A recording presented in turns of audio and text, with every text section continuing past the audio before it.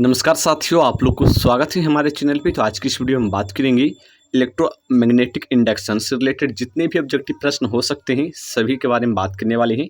आप लोग का 2024 में इंटरमीडिएट का जिस भी कैंडिडेट का एग्जामिनेशन है वो कैंडिडेट इस वीडियो को देख सकते हैं। क्लास 12th का जितने भी इस चैप्टर से रिलेटेड जितने भी ऑब्जेक्टिव होंगे आप लोग इस वीडियो में बताया जाएगा, ठीक है। तो आप लोग हमने इससे पहले जो है electric charges and field, electrostatics, potential and capacitance, electric current, moving charges and magnetism और मैग्नेटिज्म एंड मैटर्स का जो चैप्टर है, चैप्टर 5 तक आप लोग हमने ऑब्जेक्टिव बता दिया है, ठीक है। तो जाकर आप लोग देख सकते हैं। आज की इस वीडियो में चैप्टर 6 इलेक्ट्रोमैग्नेटिक इंडक्शन, जैसा कि आप लोग यहाँ पर देख रहे हैं, इसका ऑब्जेक्टिव करवाने वाले हैं। चलिए सबसे पहला प्रश्न पे, सबसे पहला प्रश्न क्या है? सबसे पहला जो प्रश्न है, जैसा कि आप लोग यहाँ देख सकते हैं, दिया गया है कि जब किसी कुंडली के निकट किसी चुंबक का दक्षिणी ध्रुव, जब किसी कुंडली के निकट, यहाँ पर कहा जा रहा है कि जब किसी कुंडली के निकट किसी चुंबक का दक्षिणी ध्रुव दूर ले जाया जाता है तब उसमें उत्पन्न प्रेरित विद्युत धारा की दिशा होती है। तो इसका सही उत्तर क्या हो जाएगा? तो इसका एक का सही उत्तर जो हो जाएगा, एक नंबर का सही उत्तर जो होगा आप लोगों का, एक नंबर का क्या हो जाएगा? पहला ऑप्शन दिया गया वामावर्त, दूसरा ऑप्शन दिया गया दक्षिणावर्त, तीसरा ऑप्शन दिया गया कभी वामावर्त कभी दक्षिणावर्त। इस प्रकार से आप लोगों को ऑप्शन दिया गया। तो पहला का सही उत्तर हो जाएगा ऑप्शन नंबर ए, यानी कि वामावर्त इसका सही उत्तर हो जाएगा। ऑप्शन नंबर ए वामावर्त इसका सही उत्तर हो जाएगा, ठीक है। वामावर्त इसका सही उत्तर हो जाएगा। उसके बाद फिर अगले प्रश्न की बात करें तो अगला प्रश्न क्या है? अगला प्रश्न दिया गया कि एक चुंबक एक बंद चालक के निकट स्थित है। एक चुंबक एक बंद चालक के निकट स्थित है। चालक में धारा उत्पन्न की जा सकती है यदि, कब उत्पन्न की जा सकती है? तो इसका सही उत्तर क्या हो जाएगा? केवल चुंबक गतिशील हो तब, केवल चालक गतिशील हो तब, चुंबक और चालक दोनों गतिशील हो, या फिर चालक और चुंबक के बीच अपेक्षिक गति हो। तो चालक और चुंबक के बीच में अपेक्षिक गति होने पर जो एक चुंबक है एक बंद चालक के निकट स्थित है, उस चालक में धारा उत्पन्न की जा सकती है। चलिए क्वेश्चन नंबर 3 पे, क्वेश्चन नंबर 3 में देखिए प्रेरण कुंडली से प्राप्त होता है। प्रेरण कुंडली जो है उससे क्या प्राप्त होता है? प्रेरण कुंडली से क्या प्राप्त होता है? इसका सही उत्तर हो जाएगा ऑप्शन नंबर बी, निम्न धारा प्रबल विद्युत धारा वाहक बल। निम्न धारा प्रबल विद्युत वाहक बल यहाँ पर प्राप्त होता है। चलिए क्वेश्चन नंबर 4 पे, क्वेश्चन नंबर 4 में क्या दिया गया? क्वेश्चन नंबर 4 में दिया गया छड़ में प्रेरित विद्युत वाहक बल का मान होगा। छड़ में प्रेरित विद्युत वाहक बल का मान क्या होता है? इसका सही उत्तर हो जाएगा ऑप्शन नंबर ए, BLV इसका सही उत्तर हो जाएगा। चलिए क्वेश्चन नंबर 5 पे, क्वेश्चन नंबर 5 में देगा कि अन्योन्य प्रेरण यानी कि म्यूचुअल इंडक्शन का एसआई मात्रक क्या होता है? इसका सही उत्तर हो जाएगा ऑप्शन नंबर ए, हेनरी होता है। म्यूचुअल इंडक्शन का जो एसआई मात्रक होता है हेनरी होता है। चलिए क्वेश्चन नंबर 6 पे, क्वेश्चन नंबर 6 में देगा निम्न में से कौन सा नियम ऊर्जा संरक्षण के नियम पर आधारित है? निम्न में से कौन सा नियम ऊर्जा संरक्षण के नियम पर आधारित है? इसका सही उत्तर हो जाएगा ऑप्शन नंबर ए, लेंज के नियम पर आधारित है। ऊर्जा संरक्षण का जो नियम है वो लेंज के नियम के पर आधारित है। चलिए क्वेश्चन नंबर 7 में दिया गया चुंबकीय फ्लक्स का एसआई मात्रक क्या होता है? चुंबकीय फ्लक्स का एसआई मात्रक क्या होता है? इसका सही यहाँ पर कहा जा रहा है चुंबकीय फ्लक्स का एसआई मात्रक नहीं है, यानी कि इनमें से कौन है जो चुंबकीय फ्लक्स का एसआई मात्रक नहीं है? तो इसका सही उत्तर क्या हो जाएगा? Option number D, option number D इसका, यानी कि हेनरी नहीं होगा, ठीक है। बाकी वोल्ट्स होगा, वेबर होगा, टीएम स्क्वायर ये भी होगा, ठीक है। तो ये तीनों होगा लेकिन हेनरी नहीं होगा। चलिए क्वेश्चन नंबर 8 पे, क्वेश्चन नंबर 8 में दिया गया चुंबकीय प्रेरण के समय, जब चुंबकीय प्रेरण का जो टाइम होता है उस समय साथ बदलने से किसी बिंदु पर उत्पन्न होता है, क्या उत्पन्न होता है? गुरुत्वीय क्षेत्र, चुंबकीय क्षेत्र, विद्युत क्षेत्र, या इनमें से कोई नहीं। 8 का सही उत्तर होगा ऑप्शन नंबर सी, विद्युत क्षेत्र उत्पन्न होता है, विद्युत क्षेत्र उत्पन्न होता है। चलिए क्वेश्चन नंबर 9 पे, क्वेश्चन नंबर 9 में दिया गया ट्रांसफर कार्य करता है। ट्रांसफर किस प्रकार से कार्य करता है? केवल डीसी के रूप में, केवल एसी के रूप में, या फिर दोनों, या फिर इनमें से कोई नहीं। 9 का सही उत्तर होगा ऑप्शन नंबर ए, डीसी के रूप में। जो ट्रांसफ़र है वो सिर्फ डीसी के रूप में कार्य करता है। चलिए क्वेश्चन नंबर 10 पे, क्वेश्चन नंबर 10 में क्या दिया? क्वेश्चन नंबर 10 में दिया ट्रांसफ़र का क्रोड बनाने के लिए सबसे उपयुक्त पदार्थ निम्न में से कौन है? जो ट्रांसफ़र का क्रोड होता है उसको बनाने के लिए सबसे उपयुक्त पदार्थ जो है उनमें से कौन है? इसका सही उत्तर हो जाएगा ऑप्शन नंबर ए, मुलायम इस्पात। मुलायम इस्पात इसका सही उत्तर हो जाएगा। कह सकते हैं मुलायम लोहा, ये भी आप लोग कह सकते हैं।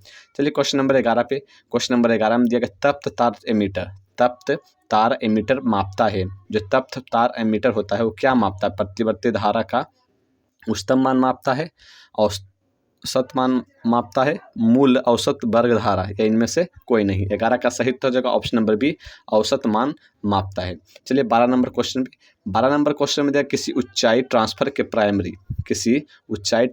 प्राइमरी और सेकेंडरी क्रमशः N1 N2 के लपेट हैं, तब यहाँ पर आप लोग को दिया गया N1 बड़ा है N2 से, N2 बड़ा है N1 से, N2 बराबर है N1 का, या फिर N1 बराबर 0, ये आप लोग को दिया है। तो इसका सही उत्तर हो जाएगा ऑप्शन नंबर बी, N2 बड़ा होगा N1 से।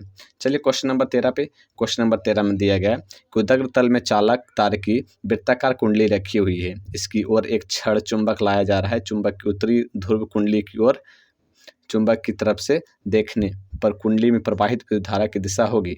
इसका सही उत्तर हो जाएगा ऑप्शन नंबर ए, वामवर्त होगी। ठीक है।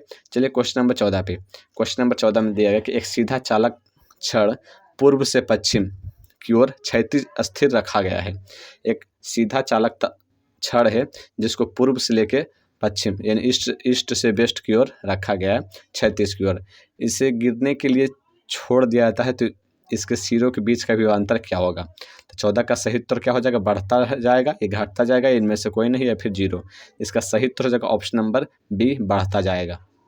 चलिए क्वेश्चन नंबर 15 पे। क्वेश्चन नंबर 15 में दिया गया चुंबकीय क्षेत्र के फ्लक्स की असमय मात्रक क्या होता है? चुंबकीय क्षेत्र की फ्लक्स की असमय मात्रक यहाँ पर पूछा है। तो चुंबकीय क्षेत्र की फ्लक्स की असमय मात्रक क्या होता है? तो इसका सही उत्तर क्या हो जाएगा? ऑप्शन नंबर सी, वेबर होता है। चलिए क्वेश्चन नंबर 16 में। क्वेश्चन नंबर 16 में दिया गया डायनेमो के कार्य का सिद्धांत आधारित है। डायनेमो के कार्य का सिद्धांत आधारित किस पे है? 16 का सही उत्तर हो जाएगा ऑप्शन नंबर बी, विद्युत चुंबकीय प्रेरण पे। विद्युत चुंबकीय प्रेरण पे डायनेमो के कार्य का सिद्धांत आधारित है। चलिए क्वेश्चन नंबर 17 में। क्वेश्चन नंबर 17 में दिया गया एक वृत्ताकार लूप की त्रिज्या r है। एक वृत्ताकार लूप की जो त्रिज्या है वो r है, जिसमें I धारा प्रवाहित हो रही है तथा जिसके केंद्र पर चुंबकीय क्षेत्र B तथा वृत्त के अक्ष पर उसके केंद्र से कितनी दूरी पर चुंबकीय क्षेत्र का मान B/8 होगा, यह आप लोगों को पूछा गया था। 17 का सही हो जाएगा ऑप्शन नंबर सी, V3r के दूरी पे। चलिए क्वेश्चन नंबर 18 में। क्वेश्चन नंबर 18 में दिया गया किसी बंद परिपथ का जो प्रतिरोध है 10 ओम है। तो यहाँ पर आप लोगों का जो क्वेश्चन दिया गया है कि किसी बंद परिपथ का जो प्रतिरोध है यानी कि R का जो मान है यहाँ पे कितना है? 10 ओम है। R का मान है 10 ओम। उसके बाद फिर आप लोगों को दिया गया इस परिपथ से समय सेकेंड में चुंबकीय फ्लक्स यानी कि जो चुंबकीय फ्लक्स है उसमें आप लोगों का क्या है? 6T2 - 5T + 1। ठीक है। उसके बाद फिर आप लोग दिया 0.25 सेकेंड में परिपथ में प्रवाहित धारा एम्पियर होगी, यानी कि I का मान यहाँ पर आप लोग से पूछा गया है। तो यहाँ पर आप लोगों को R का मान दिया गया है। उसके बाद फिर यहाँ पर जो ये दिया गया है ये फाई का मान है। ठीक है, ये फाई का मान है और I का मान आप लोगों को पूछा गया है। इसको किस प्रकार से बना सकते हैं? इसको बनाने के लिए देखिए R का मान आप लोग के पास 10 ओम पता है, 10 ओम। फिर आप लोग का फाई का मान पता है 6T² - 5T + 1। ठीक है, यही था 6T², ये ऊपर होगा 6T² - 5T + 1। उसके बाद फिर आप लोग क्या दिया गया? आप लोग को I निकालने के लिए, धारा निकालने के लिए कहा गया है। तो इसका फॉर्मूला क्या होता है? E mod इक्वल टू होता है d∅/dt का मोड, इसका हो जाएगा। तो यहाँ पर d∅ जो है, तो फाई का मान कितना था? फाई का मान था 6T² - 5T + 1। ये हो जाएगा, नीचे हो जाएगा dt, इसका मोड। ठीक है, इसका मोड हो जाएगा।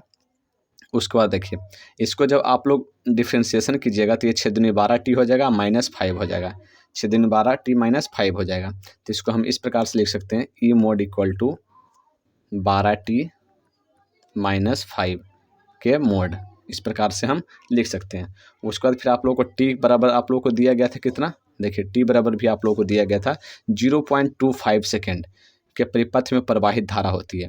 तो 0.25 सेकेंड दिया गया, तो T बराबर 0.25 सेकेंड रखेंगे। तो यहाँ पर 12 इंटू 0.25 सेकेंड माइनस 5, तो यहाँ पर आप लोग का आ जाएगा ई मोड इक्वल टू कितना आ जाएगा, तो ये आ जाएगा कैलकुलेशन करने पर 2 वोल्ट।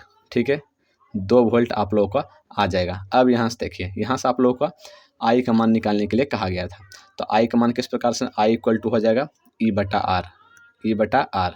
ई का मान कितना दिया गया था, तो ई का मान आप लोगों ने निकाले थे, ई मोड का मान 2 वोल्ट आया था और आर का मान पहले से ही दिया गया है कितना, 10 ओम। तो यहाँ पर हो जाएगा 0.2 एम्पियर, 0.2 एम्पियर। इसका सही उत्तर क्या हो जाएगा, तो इसका सही उत्तर हो जाएगा option number B, 0.2 ampere, 0.2 ampere. ठीक है, तो आप लोगों को हमने चैप्टर नंबर 6 के जितने भी ऑब्जेक्टिव प्रश्न हो सकते थे हमने सभी आप लोगों को करवा दिए। इसके आगे हम चैप्टर नंबर 7 का ऑब्जेक्टिव कराने की कोशिश करेंगे। धन्यवाद। जय हिंद, जय भारत।